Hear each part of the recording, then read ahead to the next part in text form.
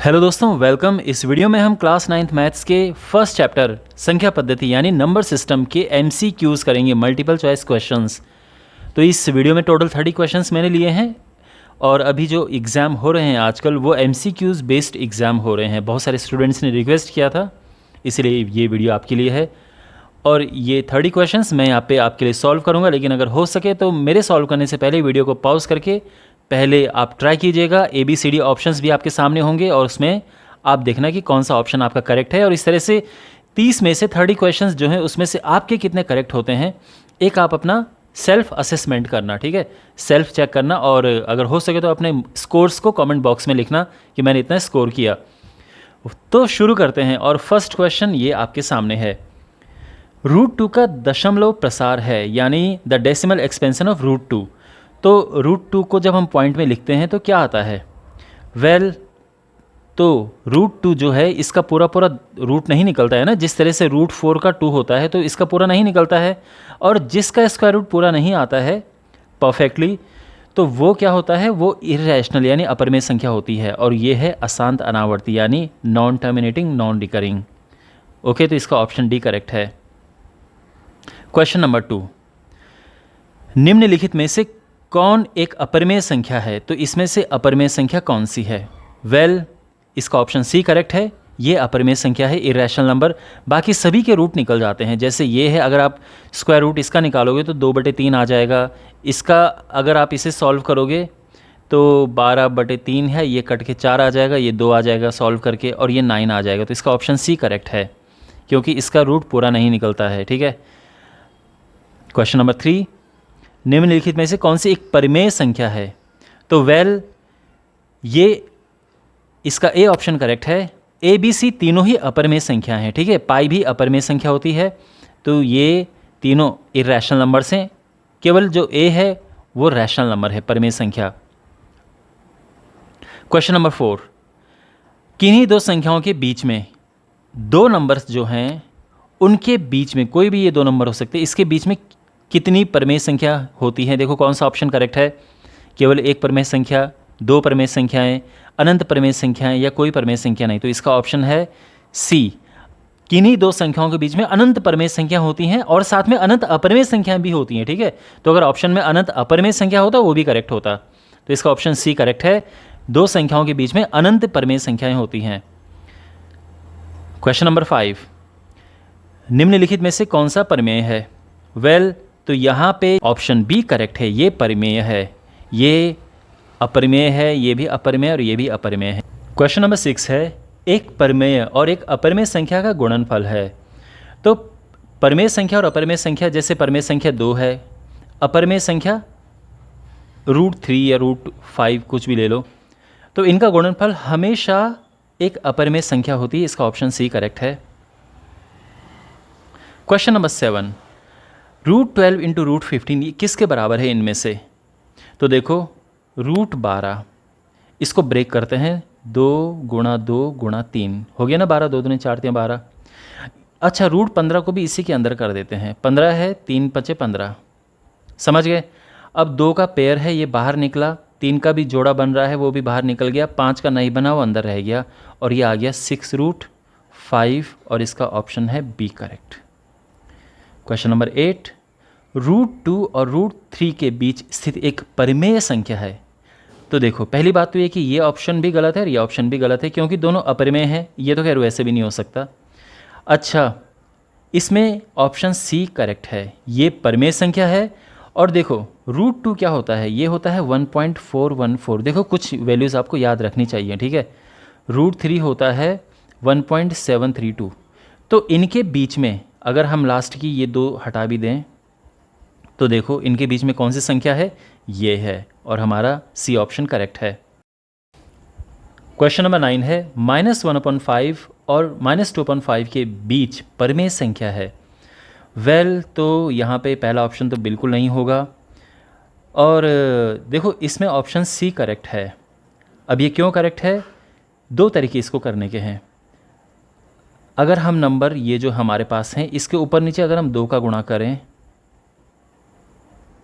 तो ये -2/10 हो जाएगा, ये -4/10 हो जाएगा। तो इन दोनों के बीच में -3/10 आएगा। बिल्कुल सिंपल है ना। -2/10 -4/10 के बीच में ये, इतना क्लियर है।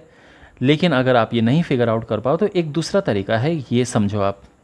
यहाँ पे -1/5 ये क्या होता है? ये है -0.5 दूने 10 2। और ये क्या है? ये है -0.5 चौको 20 4। अच्छा, अगर हम इसको डिवाइड करें तो ये आता है -0.1 समथिंग आएगा, ठीक है, 16 आएगा, इतना ही बहुत है।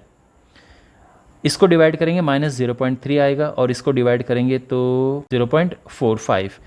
अब देखो ये इससे बाहर जा रहा है, इन दोनों के बीच में जो है केवल यही आ रही है संख्या, यानी इसका ऑप्शन सी करेक्ट है। क्वेश्चन नंबर 10 है, यदि 8 की पावर n बराबर 64/2 की पावर n, तो n का मान ज्ञात कीजिए। देखो बहुत इंपॉर्टेंट क्वेश्चन है ये। 8 की पावर n बराबर है 64/2 की पावर में n। तो अब देखो यहाँ पर आप जानते हैं कि 8 2 की घात 3 होता है, 64 ये 2 की घात 6 होता है। अगर नहीं पता है तो देखो 2 गुणा 2 गुणा 2 गुणा 2 गुणा 2 गुणा 2, ठीक है ना। 2 दूनी 4 दूनी 8 दूनी 16 दूनी 32 दूनी 64, ये 2 की पावर 6 होता है। तो देखो 8 जो है इसकी जगह पे हम लिख देते हैं 2 की पावर 3, और यहाँ पर आ गया n। 64 क्या है? 2 की पावर 6/n, 2 की पावर n, ठीक है ना। अब देखो यहाँ पर आप इसका हम आगे क्या कर सकते हैं, ये 2 की पावर में 3n आ गया। अच्छा, ये 2 की पावर n का इधर क्रॉस मल्टीप्लाई हो जाएगा, ये 2 की पावर 6 हो जाएगा, ठीक है ना। इतना समझ आ गया। अच्छा, जब गुणा करते हैं और नीचे बेस एक जैसा होता है तो पावर जुड़ जाती हैं, तो 3n में एक n जुड़ जाएगा तो 4n हो जाएगा बराबर 2 की घात 6। अब ये जो है इनको हम इक्वल कर सकते हैं क्योंकि इनके बेस एक जैसे हैं, ठीक है। तो 4n बराबर 6 हो गया, और n बराबर हो गया 6/4 यानी 3/2, और इसका ऑप्शन बी करेक्ट है। आई होप आपको समझ आया होगा। क्वेश्चन नंबर 11, परिमेय संख्या का दशमलव निरूपण है, यानी decimal representation of a rational number is. तो कोई भी जो रैशनल नंबर होता है वो क्या होता है? तो जो परिमेय संख्या होती है वो सदैव शांत होती, बिल्कुल सही है। या तो शांत या आवर्ती भी होती है, ठीक है ना, या शांत या अनावर्ती नहीं होती है। ये ऑप्शन बी करेक्ट है। देखो शांत तो होती है लेकिन आवर्ती वाले भी परिमेय होते हैं। जैसे शांत का मतलब, यानी अगर मैं टर्मिनेटिंग की बात करूं तो ये है 0.2, ये शांत है। और अगर मैं बोलूँ 0.2222 डॉट डॉट डॉट, ये अशांत है और आवर्ती है, ठीक है ना। इसका मतलब क्या है कि चाहे शांत संख्या हो या आवर्ती संख्या हो, दोनों ही परिमेय संख्याएं होती हैं, ठीक है ना। तो यहाँ पर ध्यान रखना, इन्होंने और आवर्ती नहीं लिखा है, शांत और आवर्ती नहीं लिखा है, वो तो कुछ होता भी नहीं है। तो इसका ऑप्शन बी करेक्ट है। ओके, और अनावर्ती जो है ना तो शांत ना अनावर्ती, ये अपरिमेय संख्या होती है, तो ये अपरिमेय है। Okay, question number 12।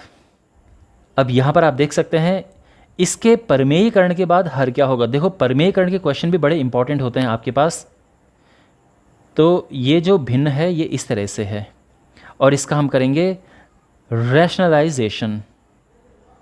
तो क्या करते हैं परिमेयीकरण में? तो इसमें जो हर होता है डिनोमिनेटर, उसमें जो ये चिन्ह होता है इसके विपरीत चिन्ह लेके ऊपर नीचे गुणा करते हैं।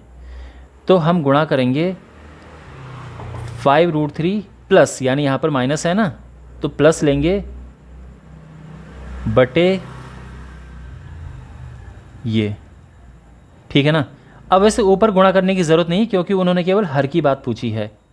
तो अगर हम इन दोनों का गुणा करें तो आराम से आप समझ सकते हैं a² माइनस b² बन जाएगा, क्योंकि ये a माइनस बी है और ये a प्लस बी है। आई होप आपको ये आता होगा। तो ये a² माइनस b² बन गया है, यानी 5√3 का स्क्वायर माइनस 5√2 का स्क्वायर, ठीक है ना। अब इसका स्क्वायर क्या होगा? 5 बजे 25, 25 3 75, और इसका स्क्वायर क्या होगा? 5 बजे 25 दूने 50। आप समझ रहे हो ना, ये तो 25 हो जाएगा और इसका रूट हट जाएगा, तो 25 से 75, ये 25 हो जाएगा, √2 का रूट हट जाएगा, तो 25 दूने 50, और ये अगर हम माइनस करेंगे तो ये 25 आएगा, और इसका ऑप्शन सी करेक्ट है, ठीक है। क्वेश्चन नंबर 13 देखो, इसका क्या मान है? तो यहाँ पर ये क्वेश्चन अगेन बहुत इंपॉर्टेंट है। पहला स्टेप तो ये है कि क्योंकि इनका बेस एक जैसा है, आधार एक जैसा है, तो हम क्या करेंगे, जो घातें होती हैं वो जुड़ जाएंगी, यानी 0.16 प्लस 0.09। अब 256 जो है, इसकी पावर में अगर हम इनको जोड़ देंगे तो 0.25 आएगा। समझ रहे हो ना, इनको जोड़ के यही आएगा। ओके फाइन यहाँ तक। अब ये 256 जो है, इसको हम कैसे लिख सकते हैं? 256 देखो, 256 है 128, फिर 2 से करेंगे 64, फिर 2 से करेंगे तो 32, फिर 2 से किया 16, फिर 2 से करेंगे 8, 4, 2, 1, 1 2 3 4 5 6 7 8, 2 की घात 8। इतना समझ गए? और जो पावर है उसको हम जैसा है वैसा ही रहने देंगे। और अब इनका गुणा हो जाएगा, ठीक है ना, इन दोनों का आपस में गुणा हो जाता है, तो 8 गुणा 0.25, तो ये हो जाएगा 25 8 200 2.00, यानी ये हटा दो, ये हो गया 2 की घात 2 और वो होता है 4। इसका ऑप्शन ए करेक्ट है। ओके, समझ आ गया आपको? क्वेश्चन नंबर 14, ये किसके बराबर है? तो अगेन देखो, √6 होता है 2 गुणा 3, 27 को भी यहीं लिख दो, 27 होता है 3 गुणा 3 गुणा 3, तो इसमें इसका जोड़ा बन गया, उसे बाहर निकालो, इसका जोड़ा बन गया, उसे बाहर निकालो, √2 अंदर रह गया, यानी 9√2। कौन सा ऑप्शन करेक्ट है? ए करेक्ट है। क्वेश्चन नंबर 15, इनमें से कौन सा इसके बराबर है? तो देखो, कभी इस तरह की चीज़ें माइनस तो होती नहीं हैं, और ये तो गुणा हो रहा है, ये तो प्लस ही हो जाएगा, ये तो x की पावर 9 आ जाएगा। इसका ये ऑप्शन करेक्ट है। क्यों? क्योंकि भाग देने पर जो घातें होती हैं वो घट जाती हैं, तो ये x की पावर 3 आएगा, ठीक है ना। और ये भी नहीं है क्योंकि ये x की पावर 4 आ जाएगा सॉल्व करके, तो हमारा ऑप्शन सी करेक्ट है। इनके बीच में कौन सी अपरिमेय संख्या है इनमें से? 2 और 2.5 के बीच में। अच्छा, अगर हम इसे देखें √11 को, तो √11 जो है वो 3 पॉइंट समथिंग होता है। भाई √9 आपको पता है ना कि 3 होता है 3, तो √11 तो उससे ज़्यादा ही होगा, 3 पॉइंट समथिंग। अच्छा, अगर ये नहीं हुआ तो ये तो वैसे भी नहीं होगा, क्योंकि ये तो वैसे भी ये 16 से ज़्यादा है, तो ये तो 4 पॉइंट समथिंग आना चाहिए, और ये भी 3 पॉइंट समथिंग आना चाहिए। तो फाइनली ये बचा और ये हमारा आंसर है, ठीक है ना। √5 2 पॉइंट समथिंग होता है, ठीक है ना, आई थिंक 2.23 समथिंग, इस तरह से 2 पॉइंट, हाँ ऐसे कुछ करके ये होता है। तो बेसिकली ये हमारा आंसर है, ऑप्शन बी करेक्ट है। क्वेश्चन नंबर 17, प्रत्येक परिमेय संख्या है, प्रत्येक परिमेय संख्या क्या है? क्या प्रत्येक परिमेय संख्या? अब देखो, इंग्लिश, अगर आप इंग्लिश के स्टूडेंट हैं तो यहाँ पे देखो, every rational number is whole number, natural number, integer, real number. तो देखो, इसका ऑप्शन है ऑप्शन डी, वास्तविक संख्या, ठीक है ना। क्यों? क्योंकि ये तीनों हैं तो ये परिमेय संख्याएं, लेकिन क्वेश्चन में क्या है? प्रत्येक परिमेय संख्या। तो प्रत्येक परिमेय संख्या इनमें से नहीं है, बहुत सारी बच भी जाती हैं, ठीक है ना। जैसे अगर मैं बात करूँ 1/2 की, तो 1/2 ना तो ये पूर्ण संख्या है, ना प्राकृतिक संख्या है, और ना ही पूर्णांक है, लेकिन वास्तविक संख्या है। तो इसका ऑप्शन डी करेक्ट है। Okay, real number. अब ये जो संख्या है ये क्या है? 14.050505, क्या ये परिमेय है या अपरिमेय?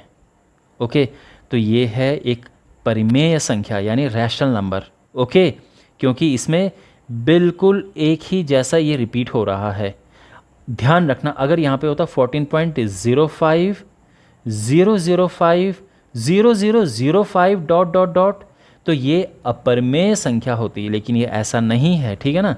ये इस तरह से, इसको हम 14.05 के ऊपर बार भी लगा सकते हैं। क्वेश्चन नंबर 19 है the simplified value of this, यानी इसको हमें सिंप्लीफाई करके बताना है कि ये है क्या। क्वेश्चन इंग्लिश में लिखा है बट सिंपल है समझना। इसको सॉल्व करके क्या आएगा? अब देखो, तीनों के आधार में 81 है, 81 81 81, और ये गुणा हो रहा है, तो ये घातें इनकी जुड़ जाएंगी। देखो, पहला है 81 की पावर -1/4, दूसरा है 81 की घात 1/4। देखो कैसे ये जो चीज़ है ये पावर में आ जाती है और 1/में बदल जाती है, ठीक है ना। और यहाँ पर जो है ये 81 जो है इसकी पावर 0.5। अब देखो ये 81 की पावर -1/4 प्लस 1/4 प्लस 0.5, इतना समझ आ गया? ये तो कट गए। फाइनली यहाँ पे आ गया 81 की पावर 0.5। अब 81 होता है 9 का स्क्वायर, ठीक है।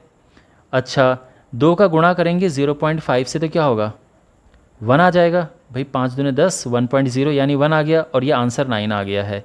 तो इसका ऑप्शन ए करेक्ट है। Question number 20।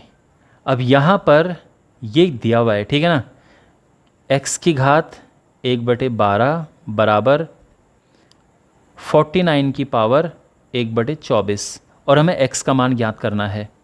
तो आपको क्या लगता है क्या ऑप्शन इसका करेक्ट होगा?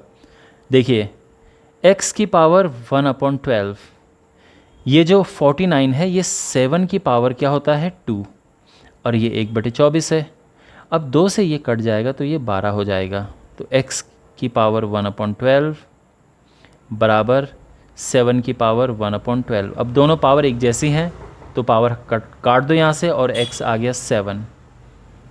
ठीक है, ये बात समझ आ गई? तो आई होप आपको ये समझ आ गया होगा। वैसे इसको करने का एक दूसरा तरीका है, अगर आप समझना चाहते हो तो ऑप्शन डी करेक्ट है। Okay 49 power 1/24। देखो x की घात 12 है, अगर ये देखो यहाँ पे अगर ये जो घात इधर जाएगी तो ये रेसिप्रोकल व्युत्क्रम हो जाएगी, पलट जाएगी, यानी ये 12/1 हो जाएगा, ये चीज़ पलट जाती है, ठीक है। अच्छा अब यहाँ पे कट गया तो ये आ जाएगा 49 की पावर 1/2। 49 होता है 7 का स्क्वायर, 2 से 2 कटा और ये 7 आ गया। तो जो भी आपको ज़्यादा कन्वीनियंट लगे। क्वेश्चन नंबर 21 है, इसका मान हमें ज्ञात करना है। तो क्या लगता है आपको कौन सा ऑप्शन करेक्ट होगा? वेल किसी की भी घात 0, चाहे 2 हो या 5 हो या 7 हो या a हो, अगर पावर में 0 है तो वो होता है 1। Anything power 0 is 1। ओके तो ये क्या होगा ये? तो 2 की घात 0 यानी देखो ये है 2 power 0 plus 5 power 0 upon 7 power 0। तो ये हो जाएगा 1 प्लस 1/1 यानी 2/1 और ये 2 हो गया है। इसका ऑप्शन ए करेक्ट है। Got it. क्वेश्चन नंबर 22, इनका हमें योग बताना है। 0.3 और ये बार लगा है इसके ऊपर, 0.2 ये बार लगा है। तो देखो ये 0.5 बार हो जाएगा। ओके और 0.5 बार होता है 5/9 और इसका ऑप्शन बी करेक्ट है। ठीक है, आई होप आपको ये आता होगा कि क्योंकि एक ही अंक रिपीट हो रहा है तो इसलिए एक बार 9 नीचे आता है। वेल क्वेश्चन नंबर 23, यहाँ पर √2 का मान दिया है और हमें इसका मान ज्ञात करना है और ये बहुत इंपॉर्टेंट क्वेश्चन है। 1 मार्क में, छोटा क्वेश्चन है 1 मार्कर, बट इंपॉर्टेंट है। और आपके पास क्वेश्चन इस रूप में भी आ सकता है कि √3 बराबर ये है या √5 का मान दिया हो और इस तरह से ज्ञात कीजिए। तो देखो 1/√2 कैसे निकालें? पहली बात तो ये कि आप ऐसा मत करना कि नीचे √2 की वैल्यू रख दो, ऐसा मत करना, ठीक है ना। करना क्या है आपको कि यहाँ पर इसका परमेयीकरण करना है, यानी रैशनलाइजेशन करना है। ऊपर नीचे √2 की गुणा कर दो तो ये √2 ऊपर आ गया और नीचे √2 × √2 2 हो गया है।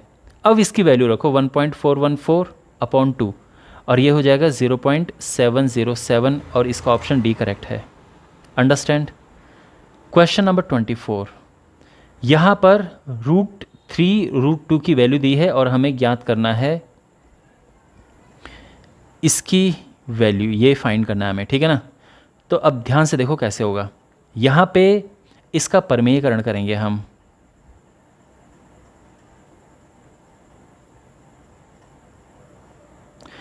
अच्छा ऊपर तो हो गया √3 प्लस √2, डिनोमिनेटर में देखो a minus b, a plus b होता है a² माइनस b², यानी 3 - 2 यहाँ पे हो जाएगा तो वो 1 होता है, यानी वो हटाई दो वहाँ से, ठीक है ना। तो फाइनली यहाँ पर आया √3 प्लस √2। √3 है 1.732, √2 है 1.414। तो अब क्या आएगा ये प्लस करके? तो ये आना चाहिए 3 पॉइंट समथिंग, है ना। इसका ऑप्शन बी करेक्ट है। ओके